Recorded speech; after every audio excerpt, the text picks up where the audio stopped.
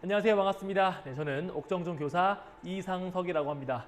우린 지금 디벗을 활용한 다양한 에듀테크 수업 도구에 대해서 살펴보고 있습니다. 우리 지난 차시에는 바로 투닝이라는 도구를 살펴보았는데요. 투닝은 만화, 포스터, 그리고 혹은 카드 뉴스 이런 것들을 제작할 수 있는 도구였습니다.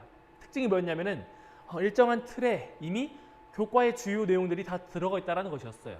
그래서 학생이나 교사 모두 손쉽게 활용할 수 있다는 것이 특징이었고요. 두 번째는 AI 기능이 있어가지고 학습 보조 역할을 할 수 있다라고 하는 게 또 특징이었습니다. 또 오늘도 이렇게 유용한 수업 도구를 살펴보려고 하는데요. 자, 오늘의 주요 포인트는 바로 동영상입니다. 아마 우리가 1차 시에 그런 얘기를 했을 거예요. 이 디벗이 아이들의 학습 도구가 아니라 마치 뭐 SNS 중독으로 이어지게 하는 도구 혹은 게임을 하게 하는 도구 이렇게 악용되고 있다라고 하는 것이었는데요. 이로 인해서 많은 논란이 있곤 했습니다.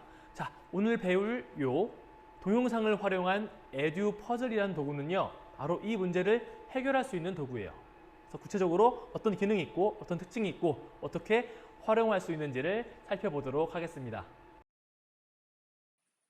자, 그래서 이번 차시 학습 목표는 다음과 같습니다. 첫 번째는 에듀퍼즐의 주요 특징, 기능, 그리고 활용 방법에 대해서 알아보는 것이고요. 자, 두 번째는 에듀퍼즐을 실제로 활용한 수업 사례를 살펴보도록 하겠습니다. 수업을 어떻게 만들고, 어떤 방식으로 만들고, 그리고 학생들에게 어떻게 전달할 것인지 이런 내용들을 살펴보도록 하겠습니다.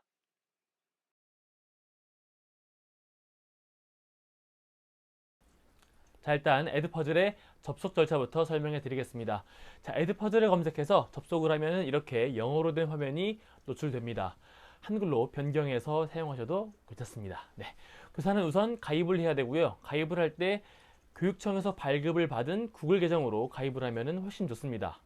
왜냐면은 이 에듀퍼즐은 구글 클래스룸과 쉽게 연동되기 때문입니다. 따라서 구글 클래스룸을 이미 써보신 선생님들께서는 훨씬 쉽게 접근하실 수 있습니다.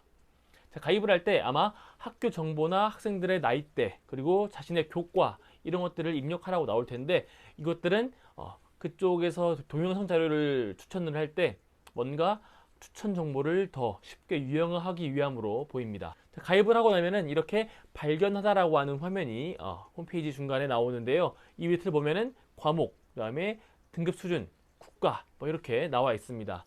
즉 동영상 자료를 학생들의 유행에 따라서 구분을 하고 탐색할 수 있다는 것입니다. 자, 바로 오른쪽에 유튜브 탭으로 가면은 이 에듀퍼즐 사이트 내에서 유튜브 영상 자료를 탐색할 수 있습니다. 자, 이번에는 왼쪽 탭으로 가면요. 내 수업을 누르고 새 클래스를 추가할 수 있습니다. 자, 여기서 선생님들께서 구글 클래스룸에서 많이 봤던 익숙한 화면이 보이실 거예요. 자, 클래스룸을 클릭을 하면은 연동이 진행이 되고 에듀퍼즐과 연동하고자 하는 클래스들이 나오게 됩니다. 물론 사이트를 연결하지 않고 새 수업을 만들어서 학생들에게 링크만 전달해서 수업을 진행할 수도 있습니다. 자, 이번에는 두 번째 학습 목표인 실제 수업 활용 과정과 수업 사례를 살펴보도록 하겠습니다. 자, 화면 오른쪽 상단에 콘텐츠 추가가 있는데요. 이 버튼을 누르면은 자신의 동영상을 업로드할 수도 있고 혹은 실시간으로 바로 녹화할 수도 있고 아니면은 현재 화면에서 유튜브 동영상을 탐색을 해서 이 영상을 활용할 수도 있습니다. 이 세 가지 방식을 모두 활용할 수가 있고요. 저는 이번에 교과 수업에 활용할 수 있는 자료를 만들어 보도록 하겠습니다.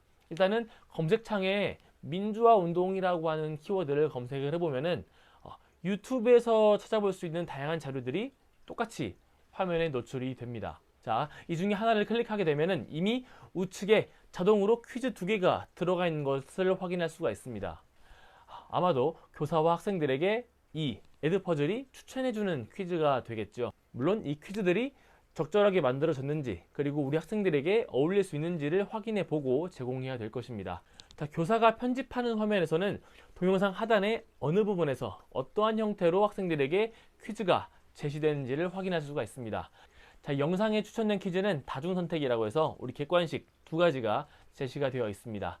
그리고 우측 상단에 편집이라고 되어 있는 부분은 교사가 이 영상을 그대로 활용하는 것이 아니라 앞뒤를 자를 수도 있고 혹은 중요한 부분은 교사가 직접 자신의 음색을 넣어서 설명을 한번 더 할 수도 있는 것이고, 네, 이런 기능들을 말하고 있는 것이고요. 양수위는 어느 학급에 어떤 학생들에게 이 과제를 부여할 것인지에 대한 내용을 담고 있는 탭입니다. 자, 편집을 누르면 다음과 같은 화면이 나옵니다. 자, 왼쪽에는 어느 시점에서 퀴즈가 제시되는지 확인할 수 있도록 표시가 되어 있고요. 상단에는 자르다, 보이스 오버, 질문 이렇게 세 가지가 있습니다.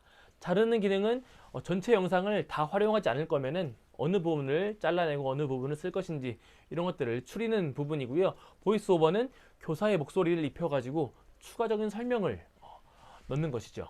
네, 그리고 마지막으로 질문은 특정 시점마다 해당 영상 내용에 대해서 다양한 형태로 질문을 제시하는 기능입니다.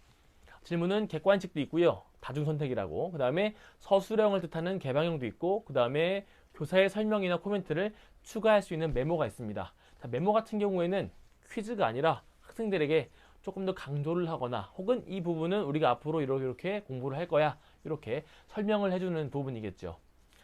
저는 영상의 말미에 5.18 민주화 운동의 의미와 역할에 대한 서술형 질문을 만들어 보도록 하겠습니다.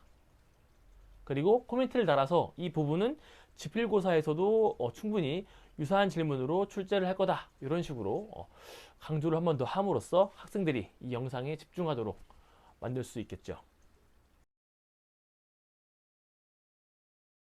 자, 마지막으로 구글 클래스룸에 있는 학급에 이 과제를 할당해 보도록 하겠습니다. 자, 지금까지 만들었다고 하면은 이걸 학생들에게 어떻게 전달을 할 거냐 이런 부분인데요.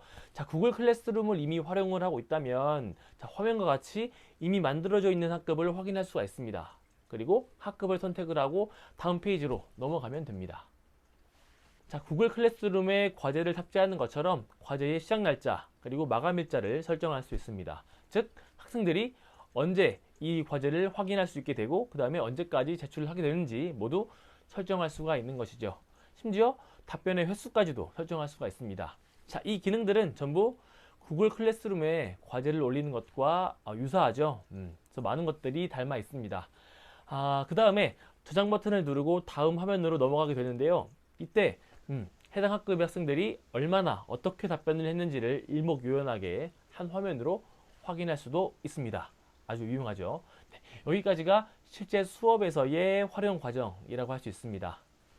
자, 이렇게 해서 에드퍼즐의 접속 과정, 그리고 동영상 자료를 편집하는 방법, 마지막으로 이것을 학생들에게 전달하는 과정, 이 세 가지를 모두 익혀보았습니다. 자, 학생들에게 제시되는 동영상 과제의 특징은 학생들이 동영상 자료를 끝까지 시청하도록 설정되어 있다는 것입니다. 즉, 일부를 건너뛰어 가지고 필요한 부분만 보거나 혹은 과제가 주어진 부분만 보거나 이게 불가능하도록 설정이 되어 있다는 것입니다. 그래서 학생들이 모든 영상을 다 시청할 수 있도록 되어 있기 때문에 조금 더 집중도 있는 그리고 학습 내용을 모두 익힐 수 있는 그런 여건이 마련이 되어 있습니다. 그리고 중간중간에 이미 과제가 있기 때문에 학생들이 일반 영상을 주는 것보다 훨씬 더 집중력 있게 수업에 참여할 수 있습니다. 자, 에드퍼즐의 이 기능은 사실은 교과 수업 말고도 우리 창의적 체험활동 프로그램을 진행할 때에도 유용하게 활용될 수 있습니다. 즉, 범교과 학습 주제를 활용할 때 사실은 우리 장애이해 교육, 학교폭력 예방 교육, 도박 예방 교육 이런 것들을 할 때 동영상 자료를 활용한 경우가 굉장히 많아요. 근데 이때 동영상 중간중간에 퀴즈를 삽입을 하거나 혹은 교사의 목소리를 넣어서 조금 더 심화된 설명을 하거나 하면은 훨씬 더 학생들한테 유의미한 수업이 될 수 있겠죠. 단순히 기존의 동영상을 제공하는 것이 아니라 편집을 하고 퀴즈를 첨가를 하면은 학생들에게 조금 더 심화된 학습이 가능하게 될 것입니다. 이상으로 에드퍼즐에 대해 살펴보았습니다. 에드퍼즐은 기본적으로 동영상 자료를 기반으로 수업을 구성한다는 것이 특징이었고 구글 클래스룸과도 연동된다는 장점이 있었습니다. 그리고 수업에 활용할 때에는 유튜브에 있는 동영상을 편집해서 활용할 수도 있었고 실시간으로 촬영을 하거나 교사가 소장하고 있는 자료를 사용할 수도 있었습니다. 뿐만 아니라 다양한 퀴즈와 메모를 응용해서 학생들의 심화된 학습을 도울 수 있었죠. 따라서 동영상 활용도가 높은 창의적 체험 활동을 진행할 때에도 효과적으로 사용할 수 있습니다. 다음 차시에는 원활한 학급 운영에 도움이 될 수 있는 클래스 1, 2, 3에 대해서 살펴보도록 하겠습니다. 감사합니다.